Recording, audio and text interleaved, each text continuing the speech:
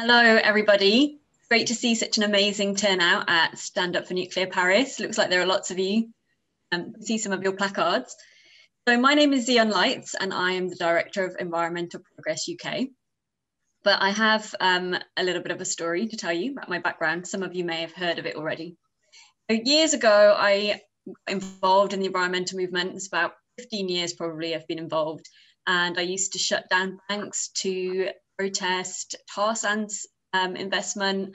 I went on all kinds of protests. I was arrested. I was really, really involved in the activism side of things. And I was also anti-nuclear. I was anti-nuclear. It's very normal to be in the environmental movement and to be surrounded by Greenpeace activists and Friends of the Earth activists and just believe that nuclear is bad. I did not change that opinion overnight. It happened over time. And it began with a friend who sort of talked to me a little bit about my fears about radiation, which were completely based on misconceptions and myths. And he sent me a paper about what actually happened at Fukushima, which really opened my eyes to the fact that I'd been told lots of things that weren't true and that my fears weren't based on facts. It was still a little while before I actually began to speak out for nuclear. And it was partly because there weren't a lot of people doing it, but especially in the environmental movement.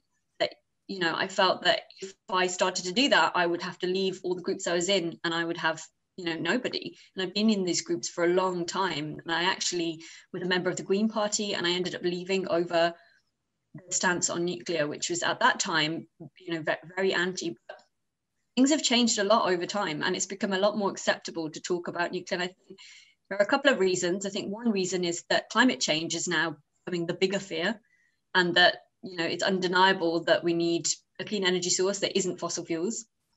And I think the other reason is that there's been a lot of, how would you say, like a resurgence of anti-science sentiment. So that's happening here a lot. We just yesterday had a huge anti-mask protest in Trafalgar Square. You know, people are protesting the lockdown, people are protesting 5G. There's all kinds of things going on. But because of this, we have more scientifically minded people and scientists speaking out in favor of evidence. And when you look at the evidence around nuclear, I'm sure I don't need to explain any of it to you because you're all here for the same reason. Realize it is the best option. It's the best option for tackling climate change because climate change is about bringing down emissions.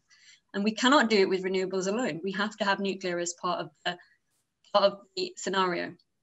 And so I've recently started to talk more about being pro-nuclear and found that actually there is an incredible community. And I think I'm looking at a lot of you there right now, even though I can't be there in person.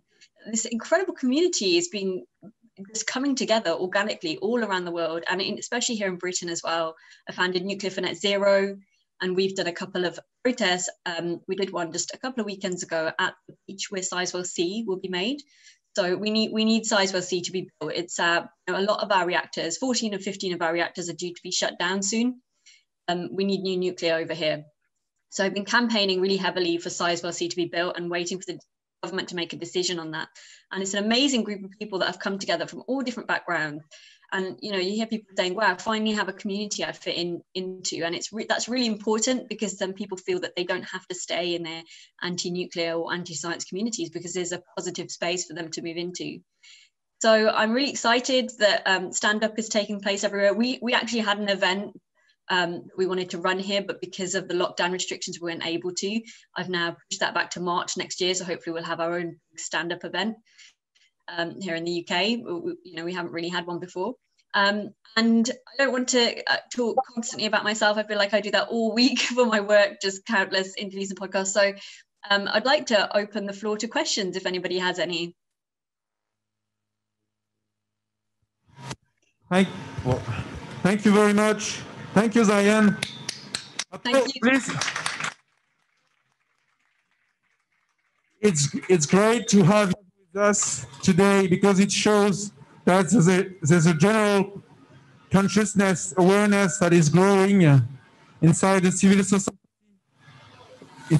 society, an interest for nuclear energy as a great asset, as a decisive asset to tackle climate change. Non, est-ce que quelqu'un a une question pour Zion? Soyez pas timide. Ah, merci Alban. Merci. Tu peux le prendre? Hi. Sorry. Hi, Zion. I just had a question. Sorry. I wanted to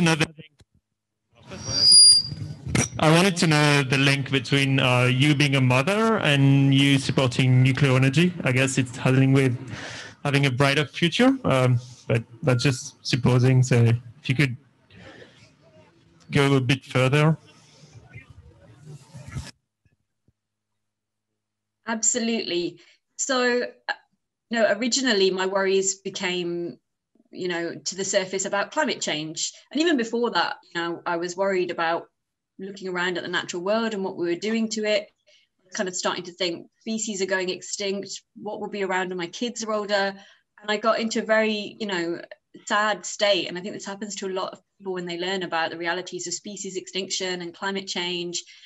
I just started thinking, I brought children into this world. What am I going to do? And me learning that nuclear is a good option, is the best option. That the biggest issue with climate change is emission. And the biggest thing that we need to deal with is energy. We need to change where we get our energy from. That's just basic maths. That's just basic numbers. When I realized that nuclear was a solution, I realized that we have this immense gift. And I have this really positive thing that I can now offer my children. They know all about it. And it's incredible, because I had all that grief and sadness thinking, I can't, how are we going to make the world better? Now suddenly there's a solution. It was there all along. I didn't understand that. And actually, as an environmentalist, I urge all environmentalists to look at the facts and realize that this is an incredible solution, and one that we should just be building nuclear everywhere, as quickly as possible. It won't just deal with rising emissions, it will also deal with air pollution, because millions of people a year, and it will deal with the outsourced cost of what we have in the UK at the moment. We still use coal. We use mostly gas, and we use coal as well. When the wind's not blowing, our turbines don't generate enough, we use coal. And that's outsourcing the cost to people who have to live around these coal plants, and they have respiratory issues, and their children are often sick. And all of these things were making me feel bad for so long, when I realized we don't have to do that anymore. We have a positive solution. We can build it here. It can help strengthen our energy independence. It's clean, it's safe. We can have abundant energy. I just thought the whole world needs this. And I think that also it plays a role in poverty eradication, which is something that's really, a cause that I really care about. I'm sure many of you care about it as well. But my parents migrated here from a small village in India in the 70s in the Punjab. And, when I went to visit there, I just saw, everybody understands what poverty is, right? I saw that they had no infrastructure, no healthcare, that they struggled to grow food. Those things are now, getting worse because of increasing droughts. There are issues with, access to water. This is a big issue in India, actually. And again, I just think, well, first of all, they need a clean, abundant energy source. And even if it means that it would take some time to get there, because it would take time to build nuclear, maybe they need fossil fuels in a transition period. Therefore, we need to get our emissions down right away. Now, actually, France isn't doing too bad, as I understand it. You're about 75% clean energy. Britain's awful. It's really bad. Really impressed to say how little of our energy. Let's just say it's mostly fossil fuels. It's over 60% fossil fuels. So, all of these options now, when I talk to my children about climate change, or air pollution, or poverty, I say, hang on a minute, don't despair, because there is also a solution. This is one solution that can solve so many problems. And I've gone from being quite, sad about these issues to being really empowered and happy about them. I think we should all be celebrating. We have an option we can tell our children about that's positive, and that's really important, because often despair and being sad doesn't actually create change. Often it drives complacency, and I'm all about positive change.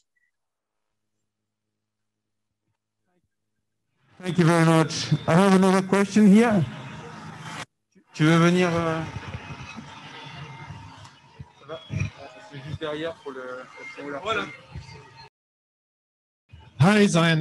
My name's John Lurry. I'm a blogger and president of an association in France called Progrès Nucléaire. I wonder what your take is on how the UK and France can work better to support and promote nuclear energy. Did you hear that? Yes, I did. Yes. Thank you, John, for your question. I think that, I mean, there are two things that I'm working on. One is shifting the public perception of nuclear. And I think that events like this, like Stand Up, are helping to do that. We need journalists on board to do it as well. I think they have a duty to report on, the positive aspects of nuclear, because it's had such an anti-nuclear bias for so long. But the other thing is governments. Governments need to work together. And, again, France has a really good legacy of this. I know you're experiencing anti-nuclear sentiment, but you have a lot of nuclear power generation, which just shows that it's safe and it doesn't harm people. And I use that as a case study over here all the time. I think really it's about being proud of it. And I think maybe that's something that's not happening there, is that governments don't seem to be proud of it. And it should be. We have this incredible technology that can give us energy independence, and clean, abundant energy. We have reactors that last for 80 years. Is nothing that's comparable. And when I say this to people, MPs who I speak to over here, so politicians that I speak to, all agree in private. They're very hesitant to say it in public, and even journalists can do this as well. And I think it's really important that we all unite behind something that's an incredible solution. Because actually, if you think about it, if we did that 10 years ago, we promoted it and we talked about it in a positive way, and we just represented it in a true way, which is, just talking about the facts, not all the fears, but the actual facts, I think we wouldn't be in this position. We wouldn't have high air pollution, and we wouldn't have rising emissions. We wouldn't have all the issues we're facing now. And let's not let that happen again, so that in 10 years' time we say, wow, things have gotten worse. What should we do? Let's do that now. Let's get building now, and actually let's be proud of it. I think politicians need to be proud of it. Governments need to be proud of it. And until they do that, no one's really leading people in that direction. And even here, I get accused of working for the nuclear industry. I have no connections to the industry. Let me tell you, the industry is weak. The industry does not promote its own products. I did this event on the beach. Someone contacted me from the industry and said, oh, are you sure it should go ahead? You might get some anti-protesters turn up. I said, just stay away from my event, and they did turn up, and you know what, it was fine. A few of them turned up. They had a little anti-banner. We had conversations with, nothing bad happened. We had an amazing day on the beach at Sizewell B, where the current plant is.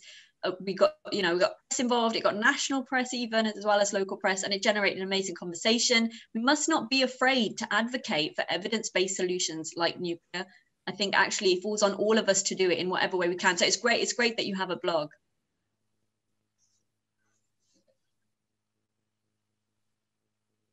Okay, thank you. Has anyone other one question? Yes.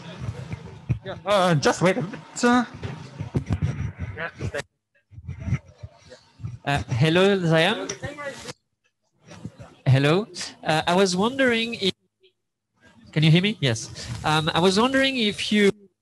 Any idea about your former organizations like Extinction Rebellion? Do you think they will eventually turn their position around? Do you think they will eventually look at the topic rationally at some point? Do you think there's a movement in those organizations? Will it change, or is there no hope at all? Okay, good question. So there's kind of two things there. So one thing is that Extinction Rebellion is not officially anti-nuclear. And it doesn't take a stand on any energy. It's not anti or pro-nuclear or anti or pro-renewables. So people might say that who are members, but the actual organization, they do not have this as a policy, because they only have their 3 demands as their policy. And their third demand asks for citizens' assemblies to replace the current governmental structure that we have over here to make decisions. So if they decided to be pro-nuclear, we would just have to go with it. That's their plan. And if they decided to be anti-nuclear, we would go with it. But the idea is the citizen assemblies would listen to experts. We would hope that they would make evidence-based decisions. However, what I will say is that there are a lot of people who approach me from Extinction Rebellion who are pro-nuclear already, but they just don't say it. There are people who approach me who I've never met, and there are people who I worked alongside and I didn't know that they were pro-nuclear. So there is a huge amount of energy there of lots of people who are already pro-nuclear and ready to move into a space that accepts them as pro-nuclear. And I think on those grounds, there's a lot of energy for a new kind of environmental movement, a new movement. It's evidence-based, and that nuclear is one of the things, one of the main things that has to be a part of that movement. And that's never really happened before. But I think what's happening now with events like this, it's the beginning of this, and it's happening all around the world. It's definitely happening here. Extinction Rebellion here is kind of dwindling now, like the numbers are dropping, it's probably on its way out. Whatever replaces it, I think will be a much I mean, and this is what I'm trying to help to build, is a pro-science environmental movement, and obviously being pro-nuclear will be a strong part of that. But I think a lot of people come out of the woodwork and join once we launch something more official. Thank you. Thank you. Vous m'entendez? Oui. Thank you, Diane. Thank you very much. It's terribly frustrating to have on the distance now. I hope that once this sanitary situation is over, we can welcome you here in Paris, and that you can be physically here with us next year to take part in the Center for Nuclear Paris, because it's really an honor to have someone like you to speak like that, to have these words. It's very warming for the movement. And I thank you very much again on behalf of everyone here. Thank you very much. Thank you. Thank you for having me. Merci beaucoup.